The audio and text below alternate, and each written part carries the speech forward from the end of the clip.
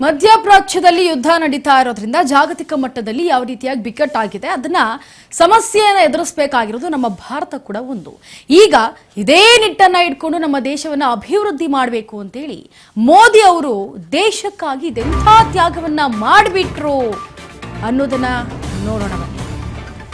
ದೇಶಕ್ಕಾಗಿ ಇದೆಂಥ ತ್ಯಾಗ ಮಾಡಿಬಿಟ್ರು ನರೇಂದ್ರ ಮೋದಿ. ತ್ಯಾಗಮಯಿ ಪ್ರಧಾನಿ ನರೇಂದ್ರ ಮೋದಿ ಮಾಡಿದ್ದೇನು ಗೊತ್ತಾ? ಪ್ರಧಾನಿ ಮಾಡಿದ ಆ ಒಂದು ನಿರ್ಧಾರದಿಂದ ಇಡೀ ದೇಶವೇ ಶಾಕ್ ಆಗಿದೆ.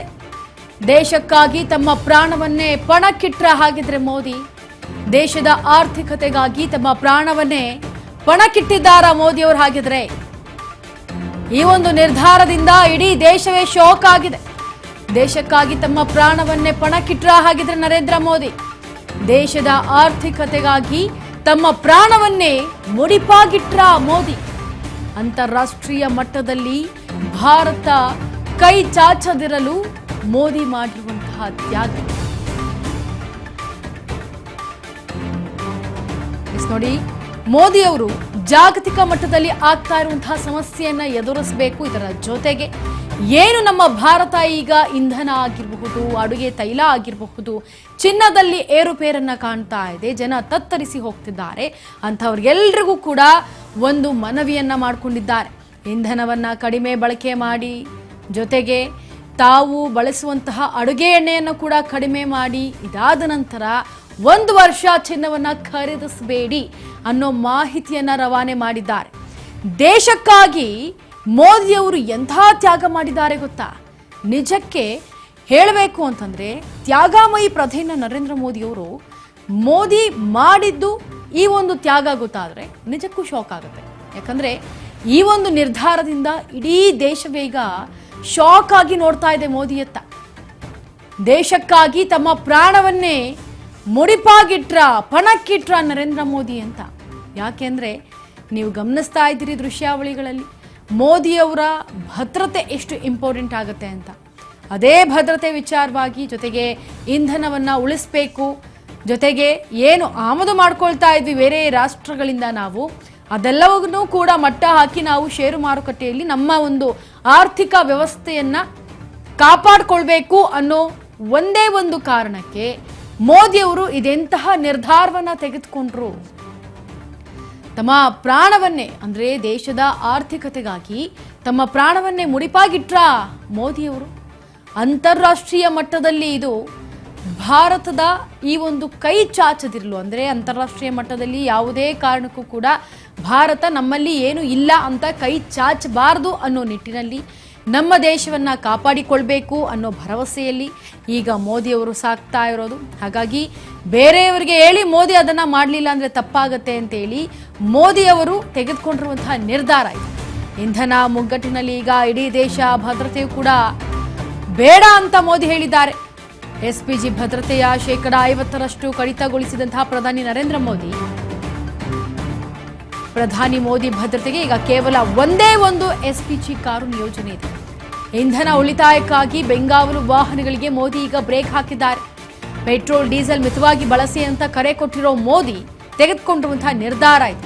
ತಾನು ಕೊಟ್ಟ ಕರೆಯನ್ನ ತಾನೇ ಪಾಲಿಸಿ ಮಾದರಿಯಾಗಿದ್ದಾರೆ ಮೋದಿ. ಆದ್ರೆ ಮೋದಿ ನಡೆಯಿಂದ ಮೋದಿ ಭದ್ರತೆಗೆ ಭಾರೀ ಗಂಡಾಂತರ ಉಂಟಾಗಿದೆ. ನೋಡಿ, ಇಂಧನ ಮುಗ್ಗಟ್ಟಿನಲ್ಲಿ ಇಡೀ ದೇಶ ಈಗ ಮುಳುಗ್ತಾ ಇದೆ. ಹಾಗಾಗಿ ದೇಶದ ಈ ಒಂದು ಸುವ್ಯವಸ್ಥೆಯನ್ನ ಕಾಪಾಡಿಕೊಳ್ಳಲು, ಆ ದೇಶದ ಭದ್ರತೆಯನ್ನ ಕಾಪಾಡಿಕೊಳ್ಳಲಿ ನನಗೆ ಭದ್ರತೆ ಬೇಡ ಅಂತ ಮೋದಿ ಹೇಳಿದ್ದಾರೆ. ಎಸ್ಪಿಜಿ ಭದ್ರತೆಯ 50% ಕಡಿತಗೊಳಿಸಿದ್ದಾರೆ. ಅಂತಂದ್ರೆ ಮೋದಿಯ ಬೆಂಗಾವಲಿನ ಕಾರುಗಳು ಏನಿರ್ತಾವೆ ಆ ಕಾರುಗಳನ್ನು 50% ಕಡಿತಗೊಳಿಸಿದ್ದಾರೆ ಪ್ರಧಾನಿ ನರೇಂದ್ರ ಮೋದಿ. ಯಾಕಂದ್ರೆ ಈಗ ಜಾಗತಿಕ ಮಟ್ಟದಲ್ಲೇ ಆಗ್ತಾ ಇರುವಂತಹ ಸಮಸ್ಯೆಯನ್ನ ಕುಲಂಕುಷವಾಗಿ ಕೂತು ಅದನ್ನ ಅರಿತು ಜನರಿಗೆ ಸಂದೇಶವನ್ನ ಮುಟ್ಟಿಸಿದಂತಹ ಮೋದಿ, ಮನವಿಯನ್ನ ಮಾಡಿದಂತಹ ಮೋದಿ ಈಗ ಬೆಂಗಾವಲು ವಾಹನಗಳಿಗೆ ಕೋಕು ಕೊಟ್ಟಿದ್ದಾರೆ. ಪ್ರಧಾನಿ ಮೋದಿ ಭದ್ರತೆಗೆ ಈಗ ಕೇವಲ ಒಂದೇ ಒಂದು ಎಸ್ಪಿಜಿ ಕಾರ್ ನಿಯೋಜನೆ ಅಷ್ಟೇ. ಒಂದು ಮೋದಿ ಹೋರಾಡೋದಕ್ಕೆ, ಇನ್ನೊಂದು ಅವರ ಭದ್ರತೆಗಾಗಿ ಇರುವಂತಹ ಇನ್ನೊಂದು ಕಾರು, ಅದುವೇ ಎಸ್ಪಿಜಿ ಕಾರು. ಒಂದೇ ಒಂದು ನಿಯೋಜನೆ ಮಾಡಲಾಗಿದೆ. ಇನ್ನುಳಿದಂತಹ ಎಲ್ಲ ಎಸ್ಪಿಜಿ ಕಾರುಗಳನ್ನ ಕಟ್ ಆಫ್ ಮಾಡಿದ್ದಾರೆ ಮೋದಿಯವರು. ಇಂಧನ ಉಳಿತಾಯಕ್ಕಾಗಿ ಈಗ ಬೆಂಗಾವಲ ವಾಹನಗಳಿಗೆ ಮೋದಿ ಬ್ರೇಕ್ ಹಾಕಿದ್ದಾರೆ. ಪೆಟ್ರೋಲ್ ಡೀಸೆಲ್ ಅನ್ನ ಮಿತವಾಗಿ ಬಳಸಿ ಅಂತ ಜನರಿಗೆ ಉಪದೇಶವನ್ನ ಕೊಡ್ತಾ ಇದ್ದಂತಹ ಮೋದಿ, ಕರೆಯನ್ನ ಕೊಟ್ಟಿರುವಂತಹ ಮೋದಿ, ಮನವಿಯನ್ನ ಮಾಡಿದಂತಹ ಮೋದಿ ಇವತ್ತು ತಾನು ಕೊಟ್ಟಂತಹ ಕರೆಯನ್ನ ತಾನೇ ಪಾಲಿಸದಿದ್ರೆ ಹೇಗೆ ಅಂತ ಹೇಳಿ ಅದೇ ಮಾದರಿಯಲ್ಲಿ ಈಗ ಮೋದಿ ನಡೀತಾ ಇದ್ದಾರೆ. ಈ ಹಾದಿಯಲ್ಲಿ ನಡೀತಾ ಇರೋದನ್ನ ನೋಡಿ ಎಷ್ಟೋ ಜನ ಅಂಥ ಪ್ರಧಾನಮಂತ್ರಿಯೇ ಈಗ ಇಂಧನವನ್ನ ಉಳಿಸೋದಕ್ಕೆ ಈ ರೀತಿಯಾದಂತಹ ನಿರ್ಧಾರವನ್ನ ತೆಗೆದುಕೊಂಡಿದ್ದಾರೆ ಅಂತಂದ್ರೆ ನಾವ್ಯಾಕೆ ಆ ನಿರ್ಧಾರಗಳನ್ನ ಪಾಲಿಸಬಾರದು ಅವ್ರು ಹೇಳಿರೋದನ್ನ ಅಂತೇಳಿ ಇನ್ನೊಂದಷ್ಟು ಜನ ಇದನ್ನ ಮಾದರಿಯಾಗಿ ತೆಗೆದುಕೊಂಡು ಮಾಡ್ತಾರೆ. ಸೊ ಇಂಧನ ಉಳಿಸಬೇಕು ಅನ್ನೋ ನಿಟ್ಟಿನಲ್ಲಿ ಈಗ ಮೋದಿ ಅವರು ಮಾಡ್ತಾ ಇರುವಂತಹ ಮಾಸ್ಟರ್ ಪ್ಲಾನ್ ಇದು. ತಾನು ಕೊಟ್ಟ ಕರೆಯನ್ನ ತಾನೇ ಪಾಲಿಸಿದ್ರೆ ಹೇಗೆ ಅಂತೇಳಿ ಒಂದಷ್ಟು ಜನಕ್ಕೆ ಮಾದರಿಯಾಗಿದ್ದಾರೆ. ಒಂದಷ್ಟು ಜನ ಅಂತ ಹೇಳೋದಕ್ಕಿಂತ ಇಡೀ ದೇಶಕ್ಕೆ ಮಾದರಿಯಾಗಿದ್ದಾರೆ ಮೋದಿ ಅವರು. ಆದರೆ ಈ ಮೋದಿ ಅವರು ತೆಗೆದುಕೊಂಡಂತಹ ನಿರ್ಧಾರ, ಮೋದಿ ಅವರು ಭದ್ರತೆ ಬಗ್ಗೆ ಭಾರಿ ಈಗ ಗಂಡಾಂತರ ಶುರು ಆಗುತ್ತೆ. ಯಾಕೆ ಅಂತಂದ್ರೆ ಈಗ ನೀವು ಗಮನಿಸಿರಬಹುದು, ಮೋದಿ ಅವರು ಚಲಿಸುವಂತಹ ಮಾರ್ಗದಲ್ಲಿ ಜೆಲಟಿನ್ ಕಡ್ಡಿಗಳು ಪತ್ತೆ ಆಗಿತ್ತು. ಆ ಜೆಲಟಿನ್ ಕಡ್ಡಿಗಳು ಹೇಗೆ ಬಂದವು, ಮೋದಿ ಅವರು ಬರ್ತಾ ಇದ್ದಾರೆ ಅಂತಲೇ ಈ ಜೆಲಟಿನ್ ಕಡ್ಡಿಗಳು ಇಲ್ಲಿ ಬ್ಲಾಸ್ಟ್ ಆಗೋದಕ್ಕೆ ಇಟ್ಟಿದ್ರ. ಬಿಕಾಸ್ ಅಲ್ಲಿ ಟೈಮ್ ಒಂದು ಸೆಟ್ ಮಾಡಲಾಗಿತ್ತು, ಡೇಟನ್ನು ಸೆಟ್ ಮಾಡಲಾಗಿತ್ತು. ಇಂಥ ಡೇಟಿಗೆ ಇಂಥ ಟೈಮಿಗೆ ಅದು ಬರಸ್ಟ್ ಆಗಬೇಕು ಅಂತ ಹೇಳಿ, ಬ್ಲಾಸ್ಟ್ ಆಗಬೇಕು ಅಂತ ಹೇಳಿ ಟೈಮನ್ನು ಸೆಟ್ ಮಾಡಿದ್ರು. ಎಲ್ಲವೂ ಕೂಡ ಈ ರೀತಿ ಇರುವಾಗ, ಅಷ್ಟು ಭದ್ರತೆ ಇರುವಾಗಲೇ ಈ ರೀತಿ ಆದಾಗ ಈಗ ಮೋದಿ ಅವರಿಗೆ ಭದ್ರತೆಯೇ ಇಲ್ಲ ಅಂದಾಗ ಹೇಗೆ? ಭದ್ರತೆಯನ್ನೇ ಬದಿಗೊತ್ತು ತಪ್ಪು ಮಾಡಿಬಿಟ್ರ ಹಾಗಿದ್ರೆ ಮೋದಿ? ಮೊನ್ನೆಯಷ್ಟೇ ಬೆಂಗಳೂರಿನಲ್ಲಿ ಮೋದಿ ಭದ್ರತೆಗೆ ನಿರ್ಲಕ್ಷ್ಯ ಕಂಡು ಬಂದಿತ್ತು. ಬೆಂಗಳೂರಿನ ಕಗ್ಗಲೀಪುರದ ಬಳಿ ಮೋದಿ ಭದ್ರತೆಯಲ್ಲಿ ವೈಫಲ್ಯ ಕೂಡ ಕಂಡು ಬಂದಿತ್ತು. ಮೋದಿ ಹೋಗ್ತಾ ಇದ್ದಂತಹ ಮಾರ್ಗದಲ್ಲಿ ಸಿಕ್ಕಿದಂತಹ ಜೆಲಟಿನ್ ಕಡ್ಡಿಗಳು ಸ್ವಲ್ಪ ಯಾಮಾರಿದ್ರು ಭಾರಿ ಅಪಾಯವೇ ಕಾದಿತ್ತವತ್ತು. ಹೀಗಿರುವಾಗ ದೇಶದ ಪ್ರಧಾನಿ ಭದ್ರತೆಯೇ ಇಲ್ಲ ಅಂತಂದ್ರೆ ಹೇಗೆ? ಭದ್ರತೆ ಬಿಟ್ಟು ಪ್ರಧಾನಿ ನರೇಂದ್ರ ಮೋದಿ ಓಡಾಡಿದ್ರೆ ಹೀಗೆಲ್ಲ ಹೇಗೆ? ವಿಶ್ವದಲ್ಲೇ ಅತ್ಯಂತ ಪ್ರಭಾವಿಯಾಗಿರೋ ನಾಯಕ ಅಂತಂದ್ರೆ ಅದು ಮೋದಿ.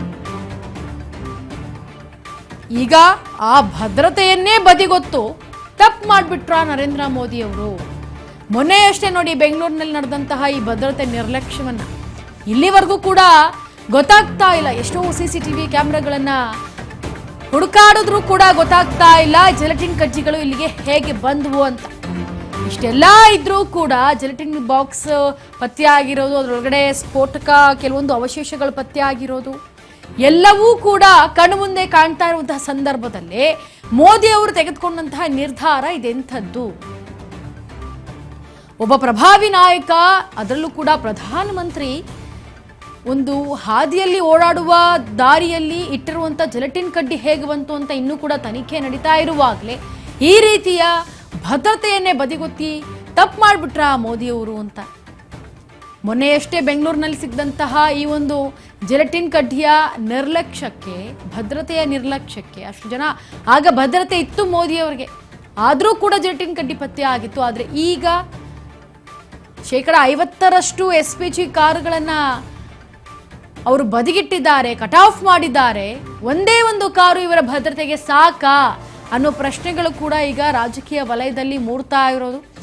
ಬೆಂಗಳೂರಿನ ಕಗ್ಗಲೀಪುರದ ಬಳಿ ಸಿಕ್ತಂತಹ ಈ ಒಂದು ಜೆಲಟಿನ್ನ ವೈಫಲ್ಯದಿಂದ ಮೋದಿ ಅವರು ಯೋಚನೆ ಮಾಡಬಹುದಾಗಿತ್ತೇನೋ. ಆದರೆ ದೇಶದ ಹಿತಾಸಕ್ತಿಗಾಗಿ, ದೇಶದ ಒಳಿತಿಗಾಗಿ ಈಗ ಮೋದಿಯ ಪ್ರಾಣವನ್ನೇ ಏನಾದರೂ ತ್ಯಾಗ ಮಾಡ್ತಾ ಇದ್ದಾರಾ ತ್ಯಾಗಮಯಿ ಮೋದಿ ಅನ್ನೋದು ಈಗ ಎಲ್ಲರಲ್ಲೂ ಕಾಡ್ತಾ ಇರುವಂತಹ ಪ್ರಶ್ನೆ.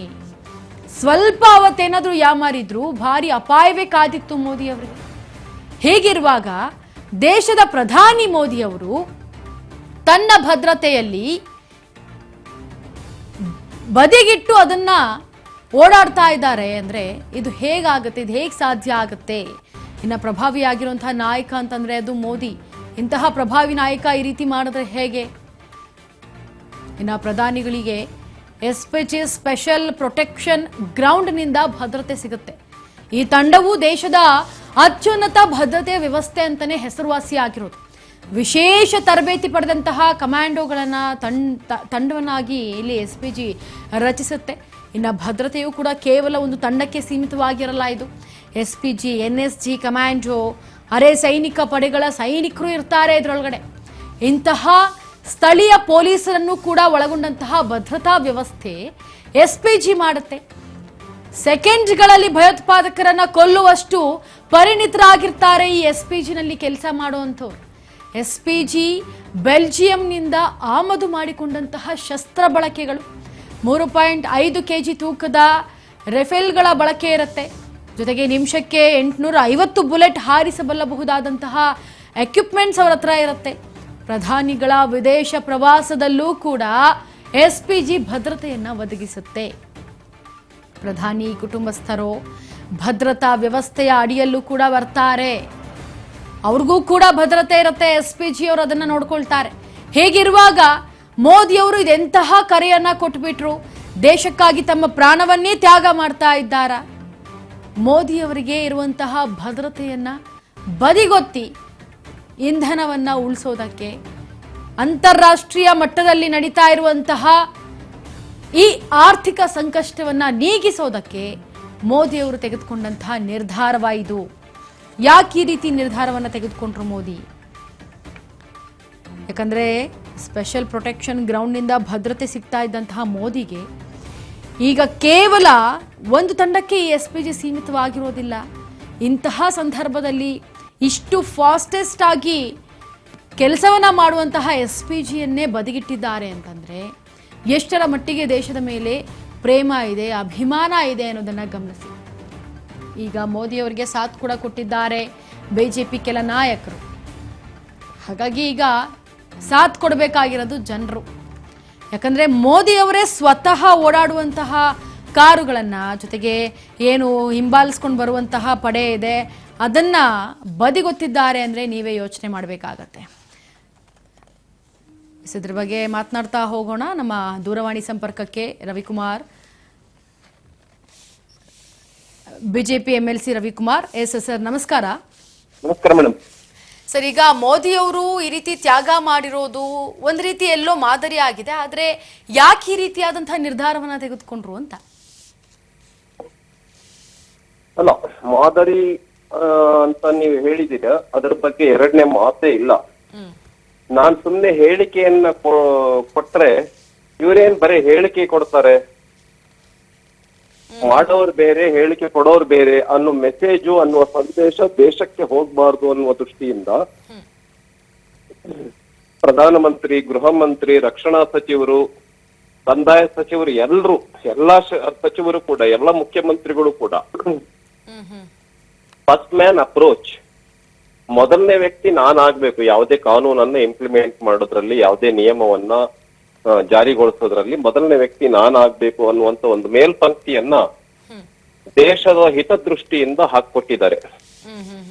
ಇವತ್ತು ಬಂಗಾರವನ್ನ ಕಡಿಮೆ ಮಾಡಿ ಕೊಂಡ್ಕೊಳ್ಳೋದನ್ನ 1 ವರ್ಷದ ಕಾಲ ನಿಲ್ಲಿಸಿ, ಅಗತ್ಯ ಇದ್ದಾಗ ಕೊಂಡ್ಕೊಳ್ಳಿ, ಉದಾಹರಣೆ ತಾಳಿ ಬೇಕು ಕೊಂಡ್ಕೊಳ್ಳಿ. ಅದೇ ತರ ರಾಸಾಯನಿಕ ಗೊಬ್ಬರ, ಉದಾಹರಣೆ ಫರ್ಟಿಲೈಸರ್, ಅದನ್ನ 50% ಸಾವಯವ ಕೃಷಿಯನ್ನ ಮಾಡಿ, ಮತ್ತೆ ಪೆಟ್ರೋಲ್ ಡೀಸೆಲ್ ಅನ್ನ ಆದಷ್ಟು ಮಿತವ್ಯಯ ಮಾಡಿ, ಕಡಿಮೆ ಬಳಸಿ ಅನ್ನುವಂತ ದೃಷ್ಟಿಯಿಂದ, ದೇಶದ ಆರ್ಥಿಕ ದೃಷ್ಟಿಯಿಂದ, ದೇಶದ ಜನರ ಉದ್ಯೋಗದ ದೃಷ್ಟಿಯಿಂದ ಮೊದಲನೇ ವ್ಯಕ್ತಿ ನಾನು. ಕಡಿಮೆ ಮಾಡೋದ್ರಲ್ಲಿ, ನನ್ನ ಖರ್ಚನ್ನ ಕಡಿಮೆ ಮಾಡೋದ್ರಲ್ಲಿ, ನನ್ನ ಡಿಪಾರ್ಟ್ಮೆಂಟ್ ನ ಖರ್ಚನ್ನ ಮಿತವ್ಯಯಗೊಳಿಸೋದ್ರಲ್ಲಿ ಮೊದಲನೇ ವ್ಯಕ್ತಿ ನಾನು ಅಂತ ಹೇಳಿ ದೇಶಕ್ಕೆ ಒಂದು ಸಂದೇಶವನ್ನ, ಮಾದರಿಯನ್ನ ಹಾಕೊಟ್ಟಿದ್ದಾರೆ. ಆದ್ರೆ ಇನ್ನೊಂದು ಭಾಗದ್ದು ಹೇಳ್ತೀನಿ, it is very risky job. ಪ್ರಧಾನಮಂತ್ರಿಗಳು ಅತ್ಯಂತ ಸುರಕ್ಷಿತವಾಗಿರತಕ್ಕಂತ ಅವಶ್ಯಕತೆ ತುಂಬಾ ಇದೆ. ಗೃಹ ಮಂತ್ರಿಗಳು ಅಷ್ಟೇ, ಮುಖ್ಯಮಂತ್ರಿಗಳು ಅಷ್ಟೇನೆ. ಇವತ್ತು ಅವ್ರನ್ನ ಟಾರ್ಗೆಟ್ ಮಾಡಿರ್ತಕ್ಕಂಥದ್ದು ನಾವನ್ನ ನೋಡ್ತೀವಿ. ಉದಾಹರಣೆಗೆ ನಮ್ ಬೆಂಗಳೂರಿನಲ್ಲಿ ಜಿಲೆಟಿನ್ ಕಡ್ಡಿಯನ್ನ ಇಟ್ಟಿರ್ತಕ್ಕಂಥದ್ದು ನೋಡ್ತೀವಿ. ದೇಶದ ಬೇರೆ ಬೇರೆ ಭಾಗಗಳಲ್ಲೂ ಕೂಡ ನೋಡ್ತೀವಿ. ಅಸುರಕ್ಷಿತ ವಾತಾವರಣವೂ ಕೂಡ ಇದೆ. ಇದೆಲ್ಲದರ ಮಧ್ಯದಲ್ಲಿ ನಮ್ ದೇಶದ ಎಕಾನಮಿಯನ್ನ ಉಳಿಸ್ಬೇಕು, ನಮ್ಮ ರಕ್ಷಣೆಯನ್ನ ನೋಡ್ಕೊಳ್ಬೇಕು. ಅದರ ಜೊತೆನಲ್ಲಿನೇ ನಮ್ಮ ದೇಶದ ಆರ್ಥಿಕ ವ್ಯವಸ್ಥೆಯನ್ನ ಕಾಪಾಡ್ಕೊಳ್ತಕ್ಕಂತ ಒಂದು ತುರ್ತು ಅವಶ್ಯಕತೆ ಇದೆ. ಯುದ್ಧ ನಡೀತಾ ಇದೆ, ಯುದ್ಧ ನಿಲ್ಲಿಸ್ಬೇಕು. ಆದ್ರೆ ಯಾರ ಮಾತು ಕೇಳದೆ ಇರತಕ್ಕಂತ ಪರಿಸ್ಥಿತಿ ಆ ದೇಶಗಳಿದೆ, ಮಧ್ಯಪ್ರಾಚ್ಯ ದೇಶಗಳು, ಅಮೆರಿಕ. ಆ ಹಿನ್ನೆಲೆಯಲ್ಲಿ ಇವತ್ತು ಸಂಕಷ್ಟ ಪರಿಸ್ಥಿತಿ ಇದೆ. ಬರೀ ಭಾರತಕ್ಕಲ್ಲ, ಪ್ರಪಂಚದ ಬಹಳಷ್ಟು ದೇಶಗಳಿಗೆ ಇವತ್ತು ಪರಿಸ್ಥಿತಿ ಹಿಂಗಿದೆ. ಇವತ್ತು ಭಾರತದ ಡೀಸೆಲ್ ಮತ್ತು ಪೆಟ್ರೋಲ್ ಅನ್ನ ನಾವು ನೋಡೋದಾದ್ರೆ 80% ಡೀಸೆಲ್ ಮತ್ತು ಪೆಟ್ರೋಲ್ ಅನ್ನ ನಾವು ಹೊರದೇಶಗಳಿಂದನೇ ತಂದುಕೊಳ್ಬೇಕಾಗಿದೆ. ಅದಕ್ಕೆ ನಾವು ಡಾಲರ್ ನಲ್ಲಿ ಹಣವನ್ನ ಕೊಡಬೇಕು. ಡಾಲರ್ನ ರೇಟ್ ಇವತ್ತೆಷ್ಟಿದೆ? 95 ರೂಪಾಯಿ 65 ಪೈಸೆ ಇದೆ $1. ಮತ್ತು ಕ್ರೂಡ್ ಆಯಿಲ್ 70% ಇರೋದನ್ನ ಇವತ್ತು $120 $60-70 ಇರೋದು ಇವತ್ತು $120 ಆಗಿದೆ. ಈ ಎಲ್ಲ ಹಿನ್ನೆಲೆಯಲ್ಲಿ ಅತ್ಯಂತ ತುರ್ತು ಅವಶ್ಯಕತೆ ಅಂತ ಹೇಳಿ ದೇಶದ ಮುಂದೆ 140 ಕೋಟಿ ಜನರ ಮುಂದೆ ತಾನೊಂದು ಮಾದರಿಯನ್ನ ನಮ್ಮ ದೇಶದ ಮುಂದೆ ಇಟ್ಟಿದ್ದಾರೆ, ಜನರ ಮುಂದೆ ಇಟ್ಟಿದ್ದಾರೆ. ನಾನು ಕೂಡ ಇದ್ರೊಳಗೆ ಭಾಗಿಯಾಗಿದ್ದೇನೆ, ನೀವು ಕೂಡ ಭಾಗಿಯಾಗಿ ದೇಶದ ಅರ್ಥವ್ಯವಸ್ಥೆಯನ್ನ ಉಳಿಸೋಣ, ಬಡ ಜನರನ್ನ ಉಳಿಸೋಣ, ಉದ್ಯೋಗವನ್ನ ಉಳಿಸೋಣ, ದೇಶದ ಆರ್ಥಿಕತೆ ಪರಿಸ್ಥಿತಿಯನ್ನ ಕಾಪಾಡೋಣ ಅನ್ನುವ ದೃಷ್ಟಿಯಿಂದ ಒಂದು ಸಂದೇಶವನ್ನ ಏನ್ ಕೊಟ್ಟಿದ್ದಾರೆ. ನಾನು ಹೆಡ್ಸ್ ಅಪ್, ನಾನು ಅವರಿಗೆ ಸಂಪೂರ್ಣವಾಗಿ ತಲೆಬಾಗ್ತೇನೆ. ನಮ್ಮ ಪ್ರತಿಯೊಬ್ಬರದು ಕರ್ತವ್ಯ ಇದೆ, ಬರ ಪ್ರಧಾನಮಂತ್ರಿಗಳದಲ್ಲ, ಪ್ರತಿಯೊಬ್ಬ ನಾಗರಿಕನ ಕರ್ತವ್ಯ ಇದೆ. ಪಾರ್ಟಿ, ಪಕ್ಷ, ಮತ, ಧರ್ಮ, ಜಾತಿ ಇವೆಲ್ಲವನ್ನು ಕೂಡ ಬಿಟ್ಟು ಮೇಲೆದ್ದು ದೇಶ ಮೊದಲು, ದೇಶದ ನಾಗರಿಕ, ದೇಶದ ವಾಸಿ ಪ್ರತಿಯೊಬ್ಬನು ಕೂಡ ಒಂದಲ್ಲ ಒಂದು ಕೊಡುಗೆಯನ್ನು ಕೊಡಬೇಕಾಗಿದೆ ಅಂತ ಹೇಳಿ ಪ್ರಧಾನಮಂತ್ರಿಗಳು ಹೇಳಿದ್ದಾರೆ. ಅದನ್ನ ನಾವು ಪಾಲನೆ ಮಾಡ್ಬೇಕಾಗಿದೆ, ಖಂಡಿತ ನಾವು ಮಾಡ್ಬೇಕು. ಹಾಗಾಗಿ ಪ್ರಧಾನಮಂತ್ರಿಗಳು ಬಹಳ ಸುರಕ್ಷತೆ ಇವನ್ನೆಲ್ಲವನ್ನು ಕೂಡ ಗೊತ್ತಿದ್ದಾಗ್ಯೂ ಕೂಡ ಅವ್ರ ರಿಸ್ಕ್ ಅನ್ನ ತೆಗೆದುಕೊಂಡ್ಬಿಟ್ಟು ಮಾದರಿಯನ್ನ ಹಾಕ್ಕೊಟ್ಟಿದ್ದಾರೆ. ಅರೆ ಭಾಷಣ ಮಾಡ್ತಾ ಇಲ್ಲ.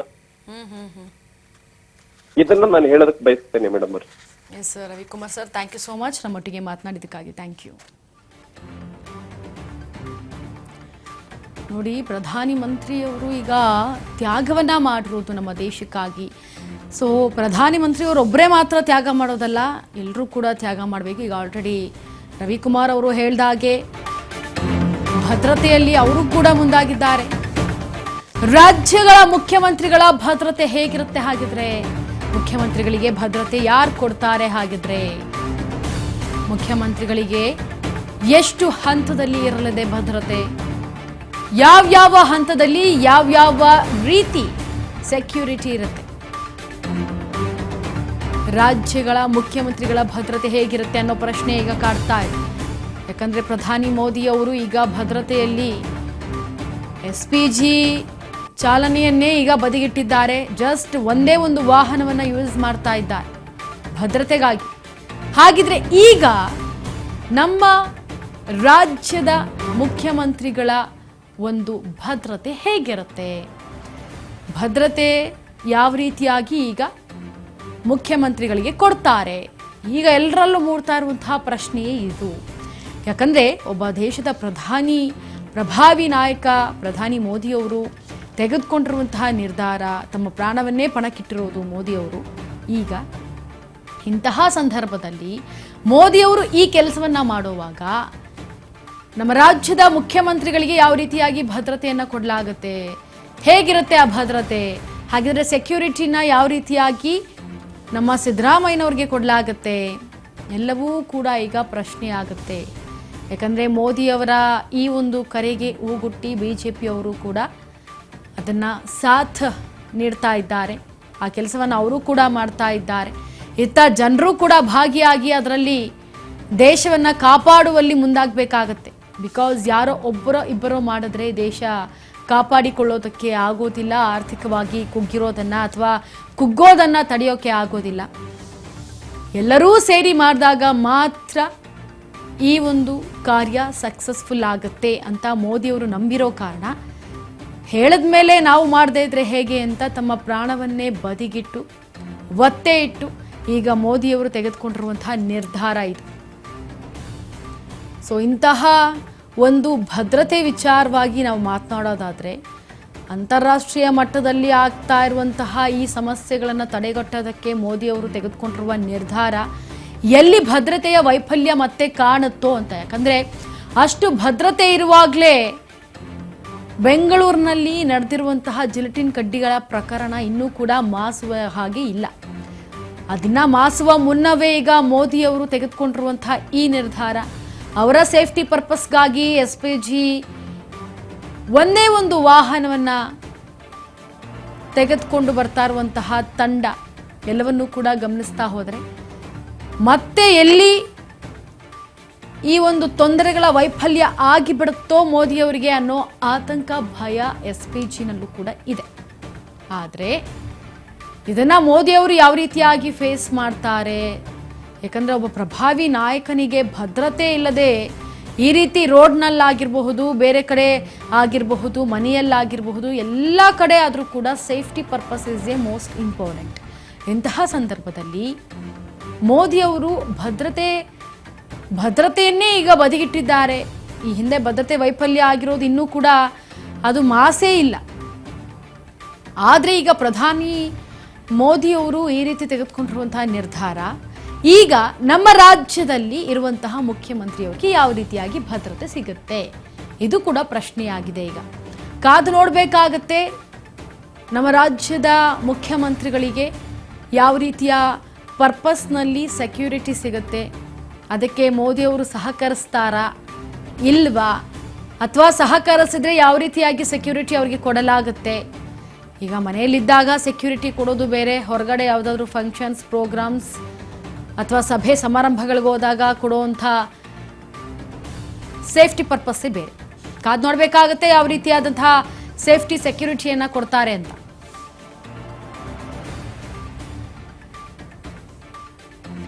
ಇನ್ನು ಪ್ರಧಾನ ಮಂತ್ರಿಗಳಿಗೆ SPG ಭದ್ರಾ ವ್ಯೂಹ ಕೂಡ ಕಾಡ್ತಾ ಇದೆ.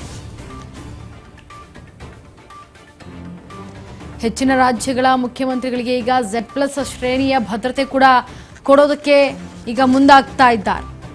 ಮುಖ್ಯಮಂತ್ರಿಗಳಿಗೆ ಭದ್ರತಾ ವ್ಯೂಹನ Z+ ಭದ್ರತೆ ಸಿಗುತ್ತಾ? ಹೆಚ್ಚಿನ ರಾಜ್ಯಗಳ ಮುಖ್ಯಮಂತ್ರಿಗಳಿಗೆ ಈಗ Z+ ಶ್ರೇಣಿಯ ಭದ್ರತೆ ಸಿಗುತ್ತಾ? 4 ಹಂತದ ಭದ್ರತೆಗಳಿರುತ್ತೆ. ಮುಖ್ಯಮಂತ್ರಿಗಳ ಸುತ್ತಲೂ ಕೂಡ 4 ಹಂತದ ಭದ್ರತಾ ವ್ಯವಸ್ಥೆ ಮಾಡಲಾಗುತ್ತಾ? ಇನ್ನು ಭದ್ರತಾ ಸಿಬ್ಬಂದಿಗಳು ರಾಷ್ಟ್ರೀಯ ಭದ್ರತಾ ಪಡೆ ಅಂದರೆ NSG, ವಿಶೇಷ ಭದ್ರತಾ ಪಡೆ ಅಂದರೆ SPG, ಅಥವಾ ರಾಜ್ಯ ವಿಶೇಷ ಪಡೆಗಳಿಂದ ಈಗ ಭದ್ರತೆ ಸಿಗುತ್ತಾ ಮುಖ್ಯಮಂತ್ರಿಗಳಿಗೆ?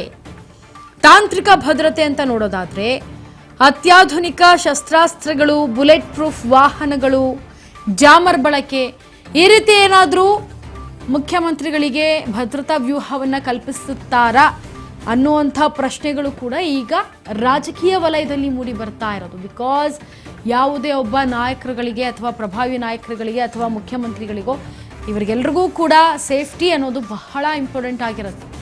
ಇಂತಹ ಸಂದರ್ಭದಲ್ಲಿ 4 ಹಂತದ ಭದ್ರತೆ ಯಾವ ರೀತಿಯಾಗಿ ತೆಗೆದುಕೊಳ್ಳಲಾಗುತ್ತೆ, NSG ಆಗಿರಬಹುದು, SPG ಆಗಿರಬಹುದು, ಅಥವಾ ರಾಜ್ಯ ವಿಶೇಷ ಪಡೆಗಳಿಂದ ಯಾವ ರೀತಿ ಭದ್ರತೆ ಸಿಗುತ್ತೆ ಅಂತ ಆಗಿರಬಹುದು, ಇನ್ನು ಬುಲೆಟ್ ಪ್ರೂಫ್ ವಾಹನ ಕೊಡೋದಾಗಿರ್ಬೋದು, ಅಥವಾ ಅವರು ಓಡಾಡುವಂತಹ ಸಮಯದಲ್ಲಿ ಜಾಮರ್ ಹಾಕೋದಾಗಿರಬಹುದು ಆ ಒಂದು ಸ್ಥಳಗಳ ಕಡೆ, ಅಥವಾ ಅತ್ಯಾಧುನಿಕವಾದಂತಹ ಶಸ್ತ್ರಾಸ್ತ್ರಗಳನ್ನು ಉಪಯೋಗಿಸುವಂಥದ್ದು, ಈ ಥರ ಏನಾದರೂ ಭದ್ರತೆಗೆ ಮಾಡ್ತಾರಾ, ಭದ್ರತೆಯನ್ನು ಕೊಡ್ತಾರಾ ಅನ್ನೋದನ್ನು ಕಾದು ನೋಡಬೇಕಾಗಿದೆ. ಯಾವ ರೀತಿಯಾಗಿ ಮುಖ್ಯಮಂತ್ರಿಗಳು ಇದಕ್ಕೆ ಭದ್ರಾಗ್ತಾರೆ, ಜೊತೆಗೆ ಅವರ ಭದ್ರತೆಗೆ ಯಾವ ರೀತಿಯಾಗಿ ಬೇರೆ ಸಂಸ್ಥೆಗಳು ಬದ್ಧವಾಗ್ತವೆ, Z+ ಶ್ರೇಣಿಯ ಭದ್ರತೆ ಕೊಡುತ್ತಾ, ಎಲ್ಲವನ್ನೂ ಕೂಡ ಕಾದು ನೋಡಬೇಕಾಗತ್ತೆ.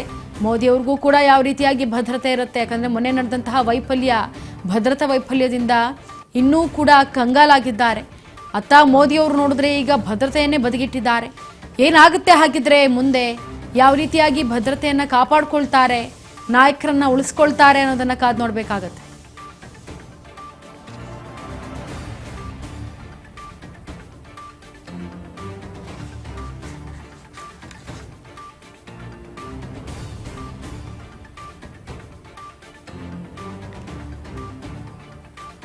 ಇನ್ನು 3.5 kg ತೂಕದ ರೈಫಲ್ ಬಳಕೆಗೆ ಇತ್ತ ನಿಮಿಷಕ್ಕೆ 850 ಬುಲೆಟ್ ಹಾರಿಸಬಲ್ಲದಾದಂತಹ ಈ ಒಂದು SPG ಸಂಸ್ಥೆ ಯಾವ ರೀತಿಯಾಗಿ ಭದ್ರತೆಯನ್ನು ಕೊಡುತ್ತೆ. ಯಾಕಂದರೆ ಫ್ರ್ಯಾಕ್ಷನ್ ಆಫ್ ಸೆಕೆಂಡಲ್ಲಿ ಭದ್ರತೆ ಕೊಡೋದಕ್ಕೆ ಅದು ಸಿದ್ಧ ಆಗಿರುತ್ತೆ, ಅಷ್ಟರ ಮಟ್ಟಿಗೆ ಅವರಿಗೆ ಟ್ರೈನಿಂಗ್ ಇರುತ್ತೆ.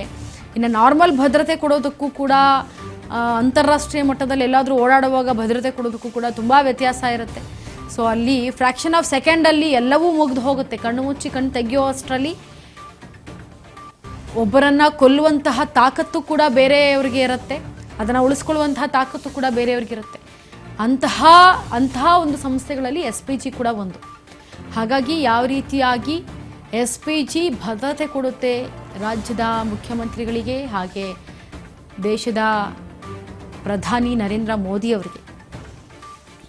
ಈಗ ಭದ್ರತಾ ವ್ಯೂಹ ಯಾವ ರೀತಿಯಾಗಿ ಸೃಷ್ಟಿಸ್ತಾರೆ, ಇಂಧನವನ್ನು ಉಳಿಸೋದಕ್ಕೆ ಜಾಗತಿಕ ಮಟ್ಟದಲ್ಲಿ ಆಗ್ತಾ ಇರುವಂತಹ ಸಮಸ್ಯೆಗೆ ಈಗ ಇದುವೇ ಪರಿಹಾರವಾ, ಇದು ಬಿಟ್ಟು ಬೇರೆ ಪರಿಹಾರವಿಲ್ಲವಾ, ಎಲ್ಲವನ್ನೂ ಕೂಡ ಪ್ರಶ್ನೆ ಮಾಡೋದಾದರೆ ಮೋದಿಯವರು ಎಲ್ಲವನ್ನೂ ಕೂಡ ಗಮನಿಸಿದ ನಂತರವೇ ಈ ನಿರ್ಧಾರಗಳನ್ನು ತೆಗೆದುಕೊಳ್ತಾರೆ.